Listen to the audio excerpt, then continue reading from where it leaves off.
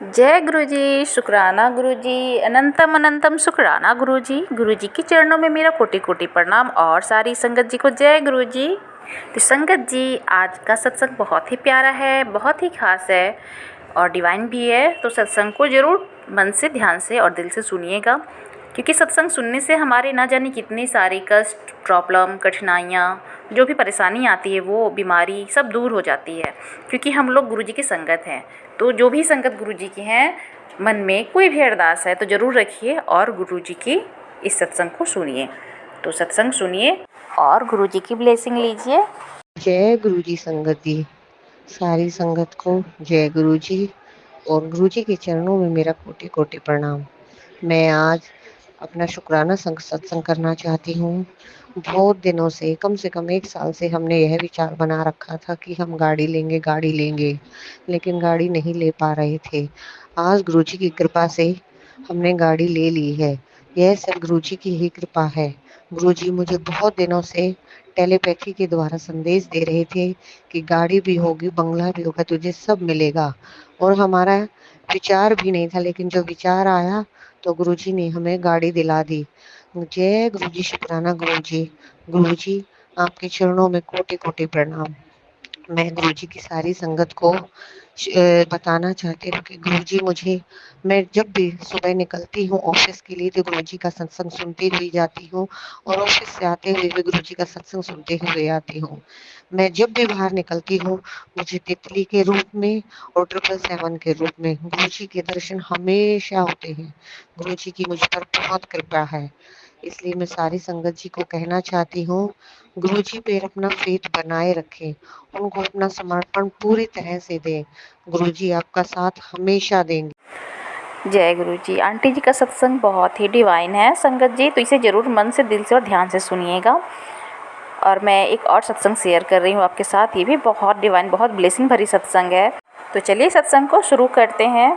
ओम नमः शिवाय, शिव जी सदा सहाय। ओम नमः शिवाय, गुरु जी सदा सहाय। जय गुरु जी, शुक्राना गुरु जी।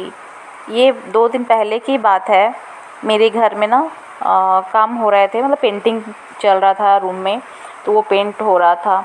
तो उस दिन ना काम में मैं भी व्यस्त हो गई, थोड़ी सी लेट हो गई मुझे नाश्ता करने में। उसके बाद जब मैं 11 बजे बैठी नाश्ता करने के लिए, तो नाश्ता करने के बाद मेरे ना पेट में एसिडिटी हो गई और मेरा पूरा पेट फूल गया और मेरे पेट में ना दर्द हो रहा था, बहुत ज़्यादा दर्द हो रहा था। तो मेरे घर में मेडिसिन थी हेम्योपैथिक की, तो मैंने वो भी ली एसिडिटी की, लेकिन उससे भी आराम नहीं मिला।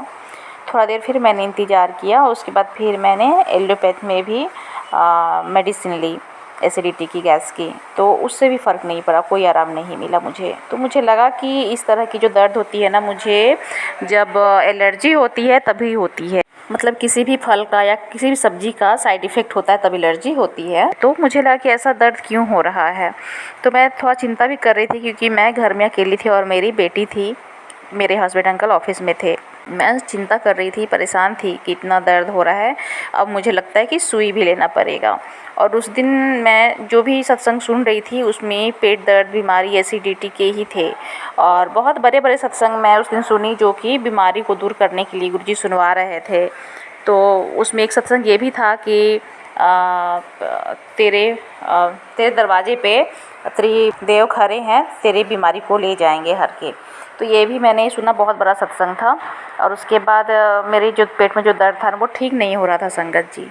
तो मेरी बेटी ना बोल रही थी कि मम्मी मैं चाय बनाने जा रही हूँ, वो जो पेंट कर रहे हैं ना उनके लिए। तो मैं बोली कि हाँ पूछ लो, क्योंकि मैंने उन्हें सुबह में भी चाय पिलाई थी। अब 3 बज रहे थे, 2:30 बज रहे थे उस टाइम में, तो उनके जाने का टाइम, काम ख़त्म ही हो गया था, जाने का टाइम हो रहा था। तो मैंने उनसे पूछ लिया था कि आप चाय पियेंगे तो बोल दीजिएगा। तो उन्होंने बोला कि चाय बना दीजिए। तो मेरी बेटी बोली कि चाय बना दे रही हूँ, तो आपके लिए भी बना दूँ। तो मैं बोली कि मेरे तो पेट में बहुत ज़्यादा एसिडिटी है, लेकिन ठीक है थोड़ा सा बना दो। तो मेरी बेटी बोली कि अब फिर से मैं गुरुजी को भोग लगा दे रही हूँ, चाय प्रसाद बना दे रही हूँ इसे। ठीक है, गुरुजी को भी भोग लगा दो।